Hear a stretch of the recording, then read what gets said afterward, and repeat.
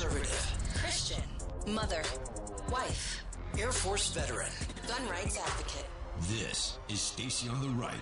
Here's your host, Stacy Washington. And now it's time to talk about another hot button issue, something that really it gets people enraged. And if this has directly impacted you, I can see why. What is the answer? We'll discuss it. In fact, it's not just going to be a discussion because the Supreme Court is considering a case, which is why we have back on the show Ken Tashjy, higher education fellow at Campus Reform, former general counsel for the Massachusetts Community College System, and attorney and adjunct instructor at Suffolk University. At Campus Reform is the Twitter handle. Thank you so much, Ken, for coming on tonight. Oh, Stacy, thank you very much for having me, and I want to wish you a belated Happy Memorial Day, and thanks for your service. Thank you for saying that. It's very kind of you. So the subject that you're joining us on tonight is one that I've seen people get into screaming matches about it. Now, admittedly, that was back when we used to actually have debates, when you'd have leftists and people on the right sitting on television debating issues. But now it's much more of a one-sided conversation, except at the Supreme Court. They're expected to announce their decision on two major affirmative action cases this month, and one of them is Students for Fair Admissions, SFFA, against Harvard University. What are you expecting here? Yeah, well, I'm expecting in that case, as in its a related case, which is Students for Fair Admissions against the University of North Carolina, I'm expecting that the court is, after a pretty in-depth analysis and review of the use of race as an admission criteria in higher education to achieve racial diversity. I'm expecting the court to conclude finally that race is not a sufficient variable to be considered any longer considered in an attempt to achieve a racially diverse student body, and that colleges are going to have to shift their focus away from race when making admission decisions and start focusing primarily on race-neutral factors, which is the case in many states currently around the country. So let's play devil's advocate for a second here. What will the student body of most of these elite colleges and universities look like if the Supreme Court rules in the way you described? Well, I think we don't really have to speculate too much on that issue because currently there are 9 states that have outlawed the use of race as a factor in admissions in order to create student body diversity as far back as 1996. And these states include, among others, California, Michigan, Oklahoma. Interestingly, in 2021, the University of California boasted that it admitted its most diverse first-year class ever. In the same year, the University of Michigan acknowledged and recognized increased admission rates of both blacks and Hispanics. And these are in 2 states that are not permitted under state law to use race as a factor in admissions. Yet these institutions still boast broad diversity rates, and they still maintain their academic competitiveness. So it's there is a record out there of achieving diversity with merit while using race-neutral factors, and the rest of the country is going to have to start doing a better job if, in fact, the court rules to eliminate the use of race in admissions, do a better job in analyzing a lot more factors and a much broader base of diversity rather than fixating any longer on just one, that being racial classification based on a check on a college application. So thank you for explaining that. I mean, I have to get that explanation into the interview early on because naysayers will say, well, then that just makes it even more about race because there won't be any blacks or there won't be any Hispanics there, or it will only be Asians and whites who will be there. And if 9 states are already doing it successfully, then it's an experiment that's, it's time to spread it around and have everybody working from that same paradigm. It also removes the stigma of someone being at a university and everyone thinking they're there because they're black. Look, absolutely. I mean, I think there are a number of aspects of this that will actually benefit all students if race is eliminated. That's absolutely one of the circumstances. You get tremendous resentment on both sides, both those students who have the academic credentials and believe they're overlooked because of race, or those whose race is considered and they feel that then thereafter they're academic skills and preparation are always in question. There's also the issue of institutional mismatch, where you have many students who are in institutions that, frankly, they don't have the academic skill or preparation to be at, and are there solely and exclusively because of the racial classification box that they checked on their application. And that's, frankly, a disservice to those students, because many of them will struggle, many of them will not be successful, and that's part of the reason why there's hundreds, if not thousands, of colleges and universities that are available to students at all levels. Another area that hopefully will be eliminated is the ongoing racial stereotyping that's associated with the use of race in college admissions.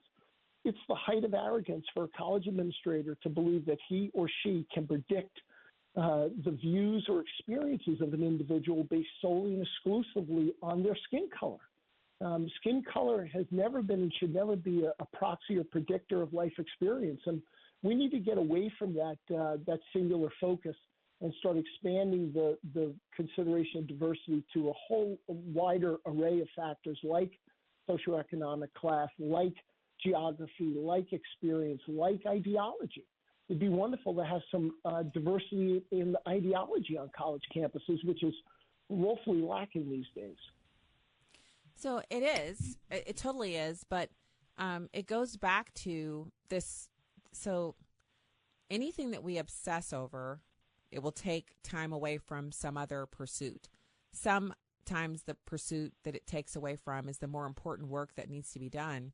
And I think at our higher education institutions, the work that's not being done is exposing students to viewpoints that are not their natural norm coming out of these left-wing high schools. They need that. They need to be able to hear someone disagree with them without losing their minds.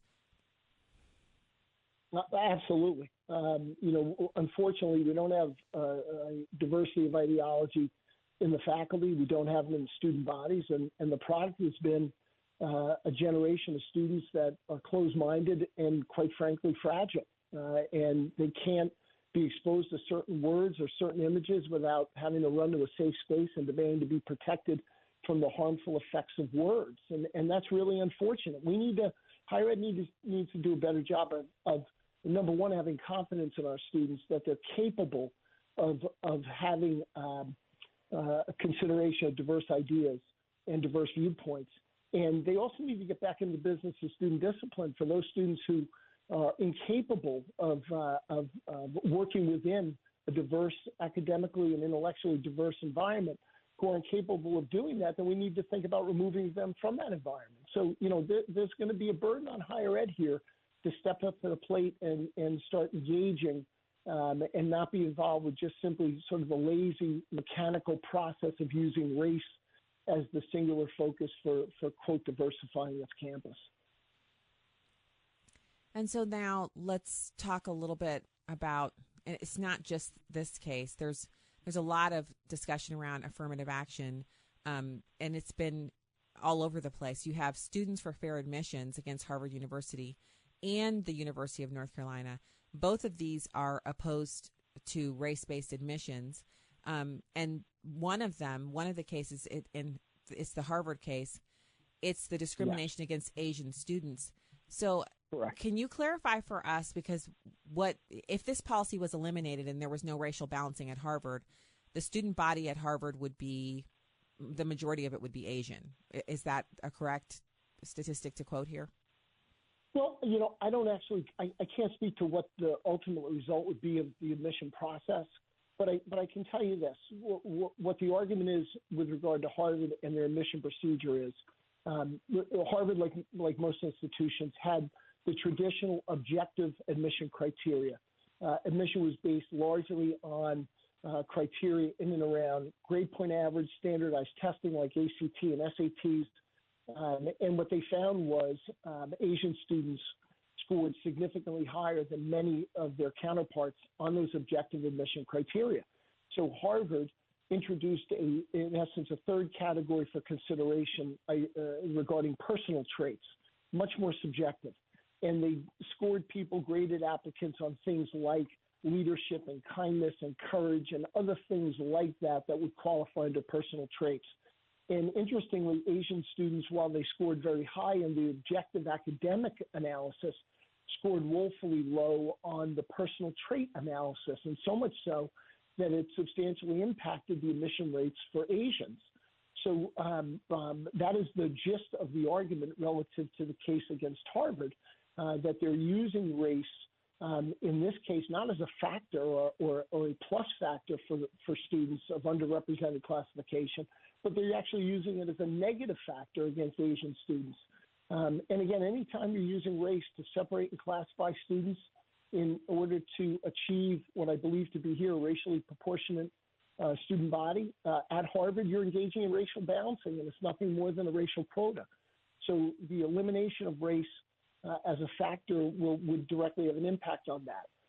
But let me also add this. One of Harvard's arguments, I will assume, is that they're claiming, look, the personality trait consideration, that's race neutral. And isn't that indeed what the opponents of affirmative action are calling for? Replace the use of race with race neutral factors. And that is very true.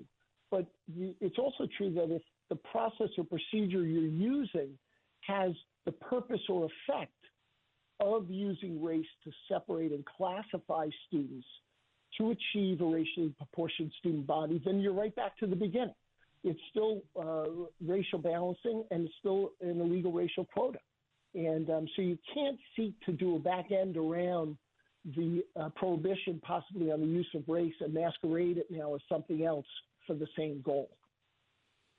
Okay, so that's a complex concept.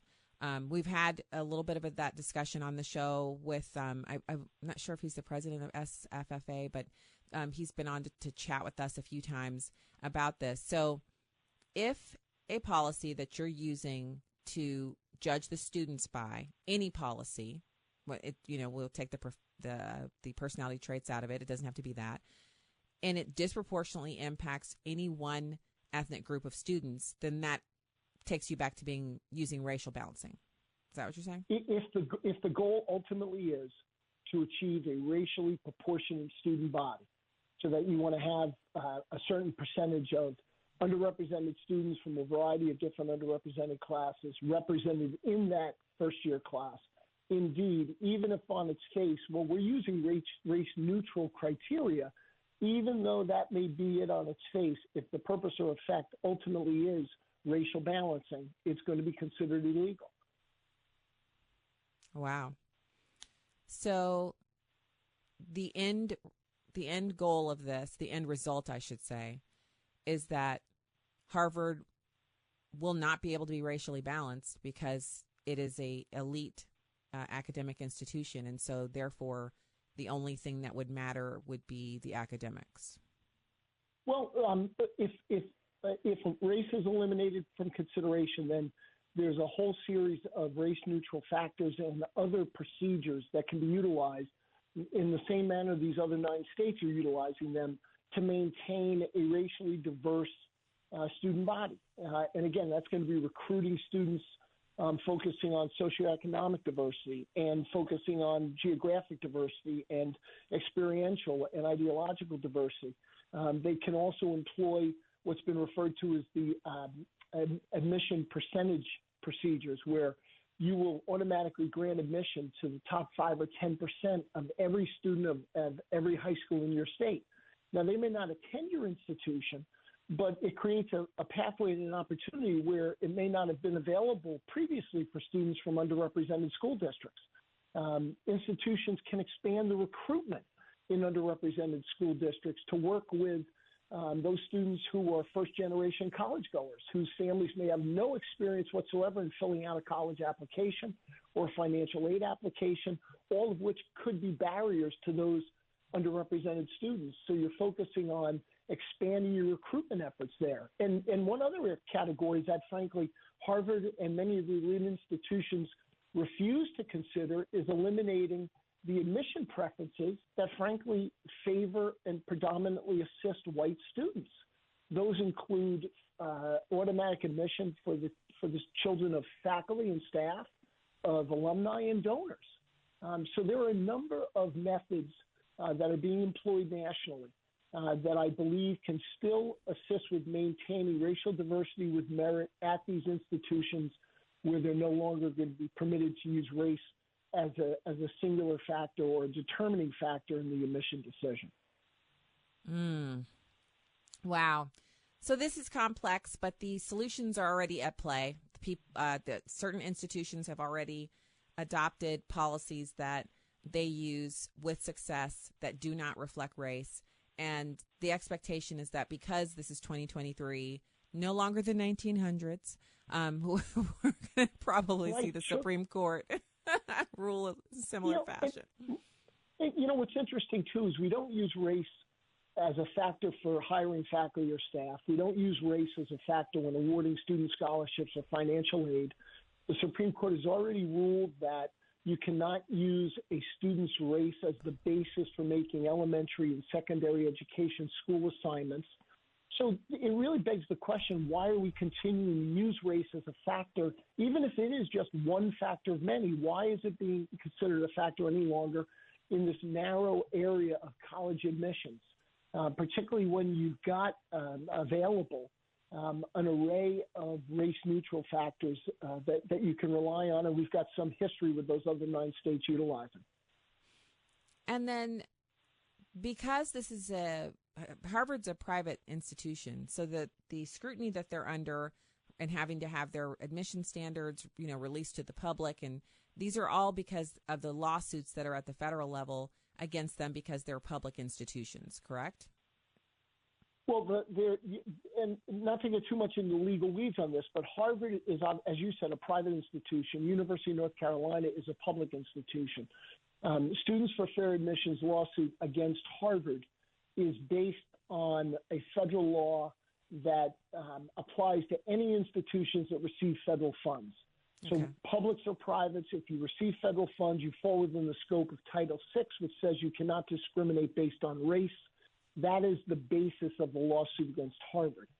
For purposes of the lawsuit against University of North Carolina, because it's a public institution, the Equal Protection Clause under the U.S. Constitution applies.